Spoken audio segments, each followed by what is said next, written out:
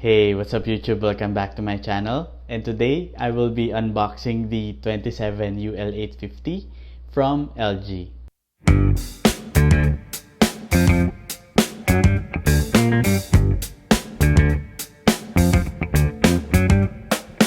Okay, so matagal-tagal akong hindi nakapag-upload ng video kasi inaayos natin yung room na to. As you can see, iba yung orientation natin and iba na rin yung kulay ng shelves. Watch out for my next video for the setup tour and yung finished product nung desk setup upgrade natin. So please make sure that you are subscribed to my channel para ma-notify kayo pag-upload ko ng video na yun. Okay, so let's do the unboxing. Well, actually, hindi ko talaga siya ma-unbox ng ganito kasi mabigat yung monitor. So, ang gagawin ko, ilalabas ko na lang yung items and yun na lang yung ipapakita ko sa inyo kasi mahirap yung ganitong orientation and mabigat yung monitor. Okay, here we go. Okay, so ito na yung mga items inside the box and isa-isayin natin kung ano tong mga to. Okay, so first, this is the charging brick. Next one is the arcline stand. This one is aluminum and medyo mabigat tong base na to kasi solid aluminum siya. Next is the adjustable stand. So this one's combination of plastic and aluminum. And here's the cable management clip. So this one, ang material niya is plastic.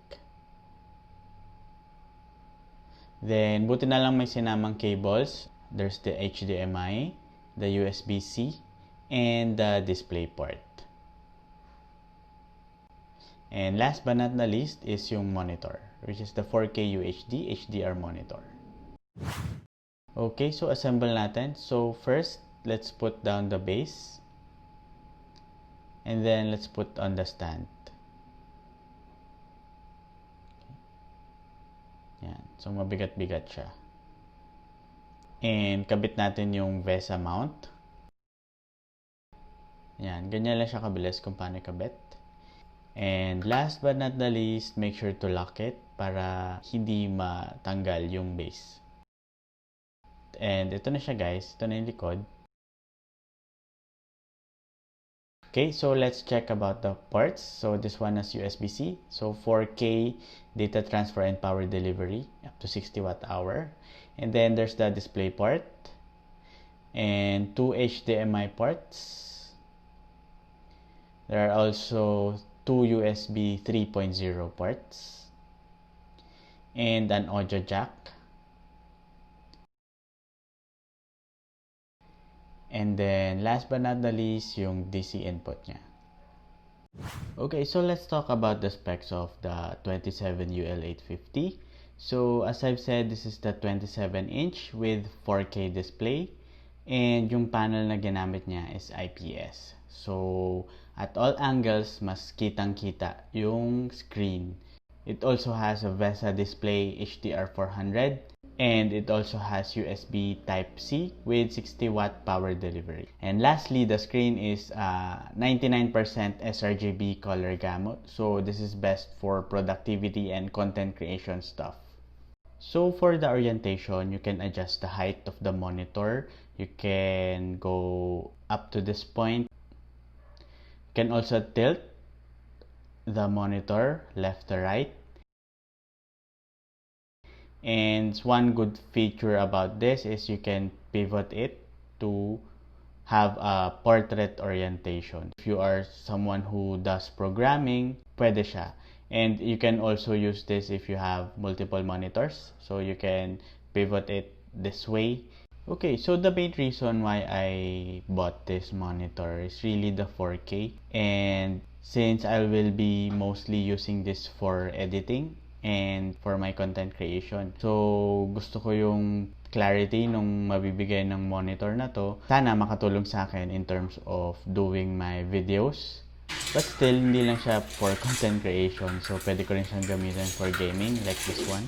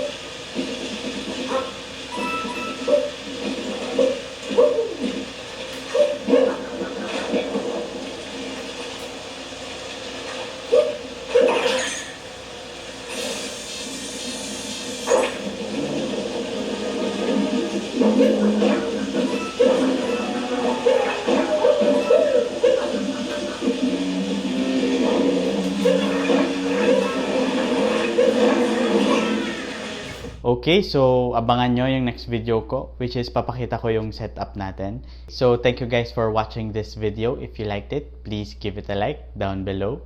Subscribe if you're not yet already. And smash that bell to get notified when I upload new videos. So hanggang dito na lang muna ulit guys. Talk to you soon.